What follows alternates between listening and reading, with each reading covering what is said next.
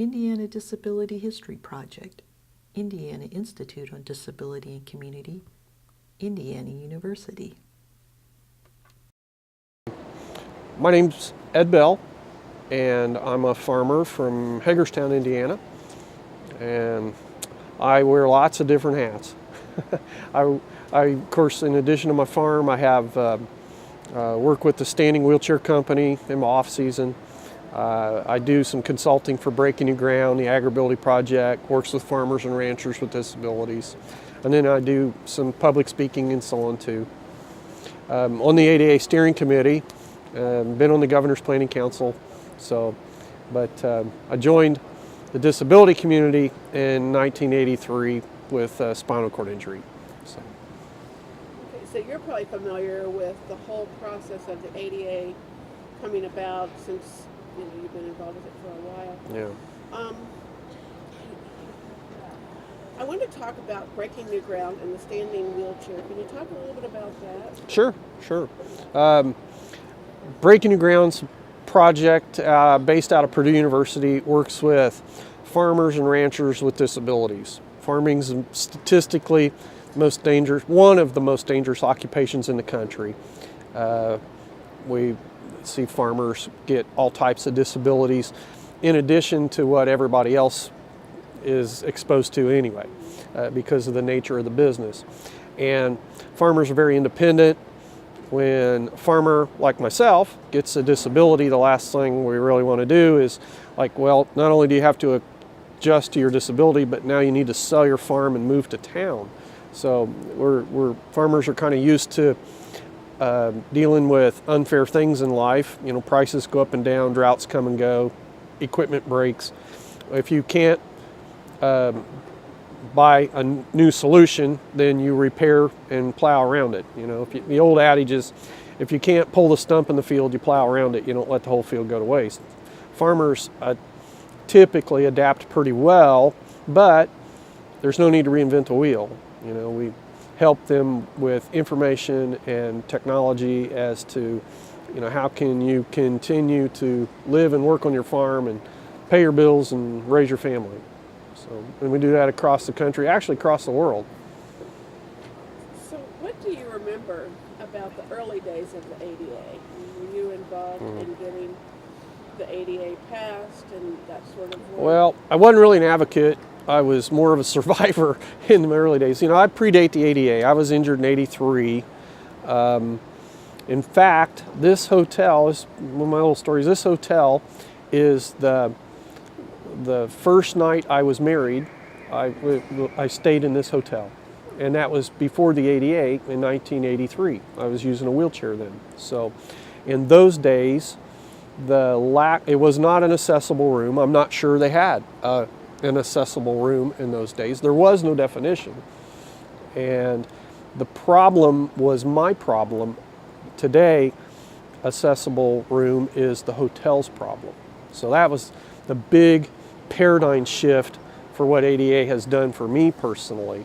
It shifted the burden. The burden's still there, but pathway continues to get more smooth as time goes on. What kind of impact do you think the ADA has made? Yeah, well, it can be controversial.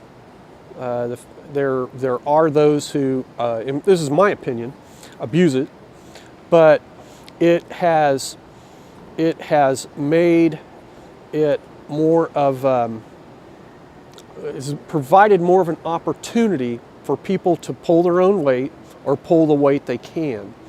For instance, if you stack too many barriers up in front of someone, the odds are they're going to be literally a burden not only to themselves but to society. For instance, the politically correct word for me in the not-for-profit world is a consumer. And as a farmer, I always chuckle because I'm not a consumer, I'm a producer. Just ask my employees, ask my customers that buy my strawberries. But I mention that because I've had some barriers removed. I have technology that allows me to drive down the road. I get in a van with a wheelchair lift. I have a wheelchair that I can drive, that I can carry a 50-pound bag on my lap. I can stand up and reach things. When I go someplace, I have a level of expectation that I'm going to be able to, A, get in, and if I can't get in, they're still going to accommodate their services to me in some capacity. So that's helped me be a producer, not just a consumer. Right. Yeah. Personally, I've never liked that word. Yeah. I don't Yeah. tend to use- Well, but I am a consumer. When I go to a restaurant, I'm consuming. I'm paying. When I go to a hotel room, I am a consumer. We're all consumers. So in that respect, I just bought a new tractor, and I am from that equipment dealer. I'm a consumer. Right. And So- I like that word in that term. Exactly. Yeah. As an adjective, not a noun. Great. So you've seen a lot of impact of the ADA with your personal life. So you kept your farm. You're still working on your farm. Sure. So what sort of changes have you made on your farm that would have to do with the ADA that you can talk to? Well, ADA on a typical farm probably doesn't really apply much because it's a private entity. My farm, I am open to the public, and I have retail. So I'm bringing public into my farm to pick my strawberries, buy my strawberries. So as a business owner, I'm like any other business owner thinking, how can I accommodate people with special needs? I struggle with the same thing in a different capacity, but some of the same issues this hotel would. If someone comes with a pet to my farm, they're not allowed to take them out into the fields, because if a pet defecates in a strawberry field, that's an unhealthy thing. But if somebody comes with a service dog, how can I make a reasonable accommodation for that? Okay, good. All right, so how did you learn about the ADA, and how have you helped other people learn about the ADA? Yeah, well, I'm older than dirt, so I predate the ADA. At least a spinal cord injury ought to get like dog years, 4 or 5 years credit for every year you survive. I do predate the ADA. I remember when it came about as the new law, and that was really kind of exciting because it was going to, wow, there's an actual civil rights law that's going to create a standard of expectation. Prior to ADA, you call somebody up and say, do you have an accessible hotel room? Or, can I get in your movie theater? Yeah, I think so. And it was the definition of expectation was whoever did the carpentry work that day. And now there's a fundamental level of what you can expect. The level of awareness continues to increase as time goes on. Yeah. Yeah, and that's one of the things that we hear from people is, okay, a hotel might be accessible, but then the restrooms aren't. They say they're accessible, but I had a woman in here earlier say they weren't big enough for her to be comfortable in there. She had to leave her chair outside. Sure. So she said it's really kind of confusing when you go prepared to have it be accessible and then it's not. Yeah. One of the great things about it, I can critique things, but one of the great things about it is when the law requires that the pathway is smoothed out for a person like me, it makes it easier for everybody coming behind me. And as a business person, I understand people are like water.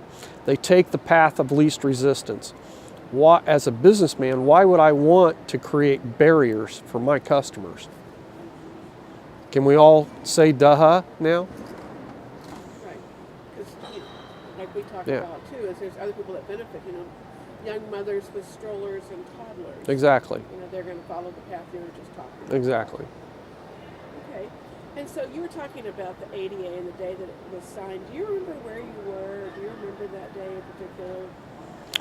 Nope. I'm sure I was trying to survive. Even though 1990 was implementation, and it was really hard to stay on top of the game. Just yourself. dealing with a disability. I mean, for me, I acquired my disability at age 21. So I didn't grow up with my disability. I had to accommodate my mind to it and my body to it. That's a big jump in life. And then once you kind of plateau off and figure that out, or at least stabilize, I have the same issues you do, which is, what am I going to do in life? How am I going to pay the bills? How do I keep my mortgage, for my house being foreclosed? In my case, it's a business and a farm. So I was trying to survive. This is something that came along that made my survival easier. Have you educated other farmers or other people in your line of work about the ADA? And do you feel like they're Sure. What do you tell them? Breaking New Grounds, I've played an important role there, being a consultant with Breaking New Ground. For instance, we've gone in Indiana to every county courthouse, every library, in rural counties anyway, every fairgrounds, every cooperative extension service. We've had workshops for even churches, which technically are exempt from the ADA. But when I first started with Breaking New Ground, you drive around Indiana and all these churches with old steps, and now you drive around, even though they're exempt, most every church at least has a ramp, if not an accessible entrance. I think, we really facilitated change there. That's fantastic. Yeah. Okay, so what would you say in the 20 years of the ADA, because they're coming on their anniversary next year, what would be some of the greatest accomplishments? Greatest accomplishments of the ADA?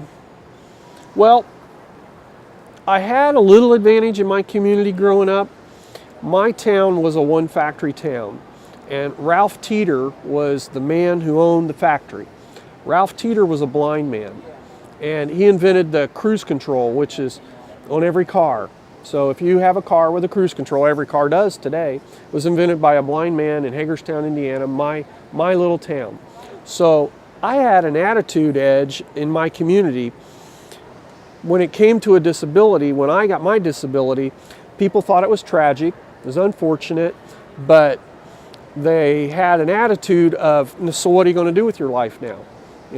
Ultimately, most everybody's boss in the town, directly or indirectly, was a person with a disability in the town that I grew up in. The ADA has elevated the attitude in the nation slowly over time, and it still gets better all the time, where people don't look at someone where, when I first got hurt, if I'd have lived in another town, they would have considered me invalid.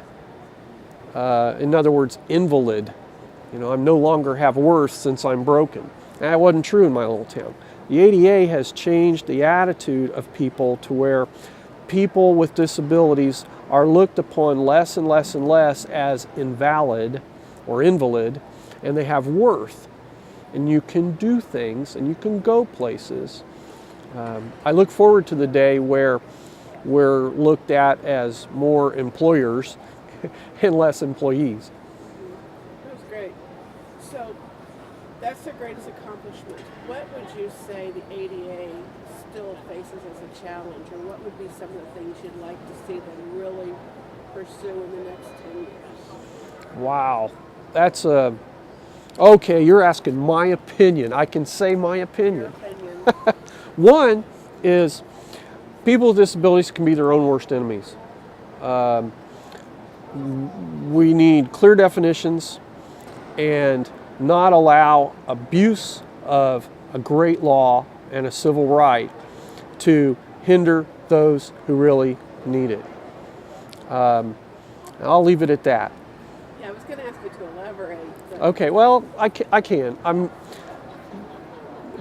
We don't need profiteers. We don't need people who make excuses to create a negative attitude. Let me go this way. I raise dogs. I love dogs. My dogs aren't service dogs. I would not think a thing of bringing one of my dogs into this hotel. However, because I use a wheelchair, I could probably pull it off. And that would be wrong, because my dogs are not service dogs, as an example. Now, I'm not picking on people with service dogs. That could be said with wheelchairs, scooters, on and on. We can be our own. It's human nature. We can be our own worst enemy. That's not all. Repeat your question, I guess. My question is, so looking forward to the next 10 years, what would you like to see the ADA do? Okay. What still needs to be worked on? I've traveled the country. The blessing of traveling the country, being an advocate and a consultant, I've made a big difference. But I feel like, but yet my own post office in my little town, 47346, is not accessible. Tell me why. Tell me why. Okay, it's still, now they provide me service through my mailbox, but grandmas and grandpas in my little town can't walk up the steps. It's not just about Ed and his wheelchair. It's about architecture. Attitude, architecture, and communication. Those are really the three barriers that the ADA needs to keep chipping away at. What would you like them to do in terms of communication? Communication, it's vision, it's hearing, it's spoken word, it's intellect. Technology changes those things every day. The ADA can't just be a piece of dead policy that lets technology pass it on by. The ADA is going to have to keep up with technology. As technology changes, the ADA is going to need to look at technology on how it can improve the elimination of barriers with people with communication problems. And to another extent, people with architectural barriers as technology changes. My grandpa would have never believed those glass elevators climbing up that wall right now. It's unbelievable. He would have he wouldn't want to listen to you. He would want to stand there and watch that all day, because that engineering wasn't available in my grandpa's day. But when the old wooden churches I talk about with the wooden steps, it wasn't their fault they designed a church that way. People like me didn't survive. We had a place in their church. It was buried behind it. So they made room in the community for people like me. We just didn't survive. Now we're in the community, make room for us. Or bear our burden, because if you don't bear our burden, or if we don't allow us to carry our own weight or pull what weight we can, you're going to have to bear our burden. Recorded at the 2009 Indiana Governor's Council for People with Disabilities Conference. Produced by Indiana Institute on Disability and Community, Center for Health Equity. Funded in part by the Indiana Governor's Council for People with Disabilities. Copyright 2018, the Trustees of Indiana University.